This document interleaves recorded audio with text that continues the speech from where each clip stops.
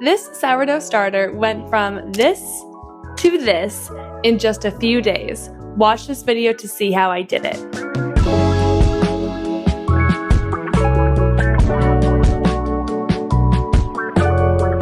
Welcome to Sourdough Sister. In this video, I'm going to show you exactly how I revived my sourdough starter after letting it sit way too long in the fridge.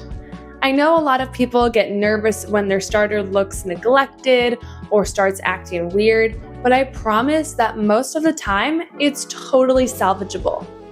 I left my starter in the fridge for a couple of weeks.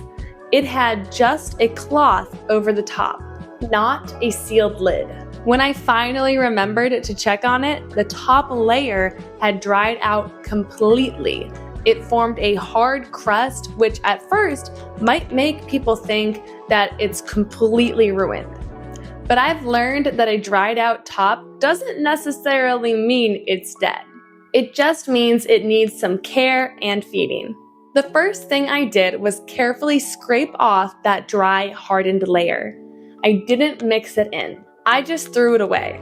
You want to avoid putting that crusty layer back into the starter because it can mess with the texture and make the recovery slower. Underneath the hard top, the starter was actually still a bit soft and sticky.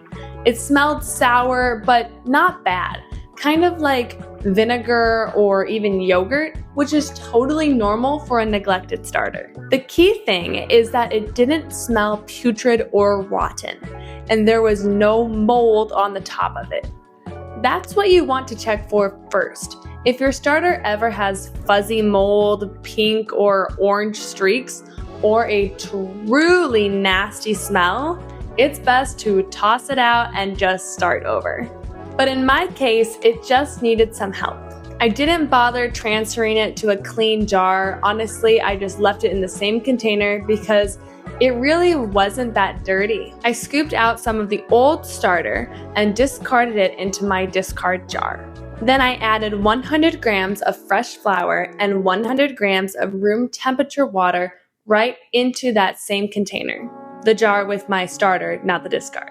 I gave it a good stir until it was combined and then loosely covered it again and left it out on the counter to let it warm up and start fermenting. I didn't put it back in the fridge because that would have just slowed things down. It needed time at room temperature to bounce back. After about 12 to 24 hours, I started seeing a few bubbles and a slight rise. That's always a great sign. It means that the wild yeast and lactobacillus bacteria are waking up and getting to work again.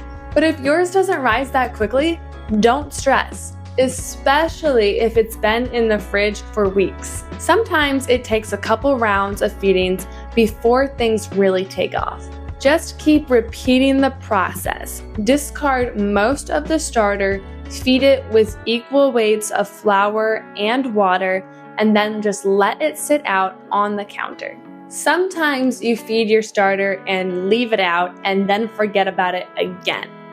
Or you're just not baking and it sits out too long at room temperature. If you leave a starter on the counter for too long without feeding it, you might notice a layer of liquid on the top.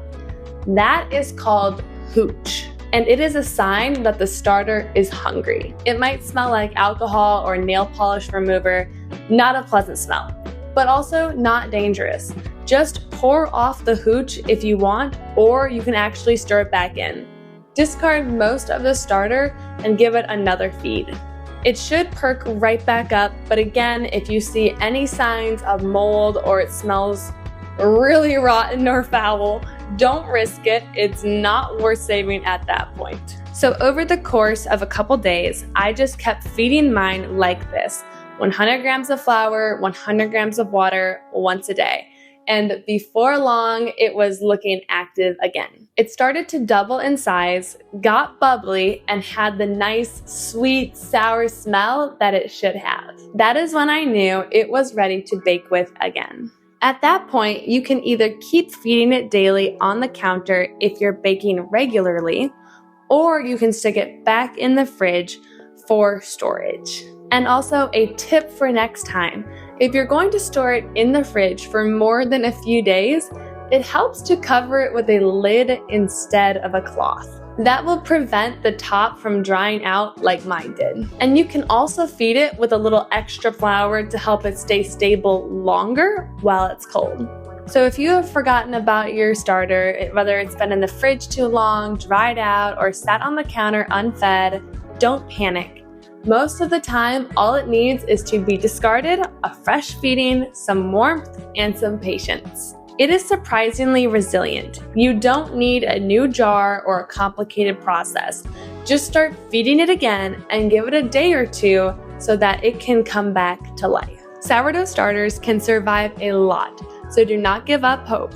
Next time you open the fridge and find a crusty, forgotten jar of starter, just scrape off the top, give it a feed, and odds are that it's going to bounce back. Let me know if you have any questions in the comments and watch this video about sourdough next.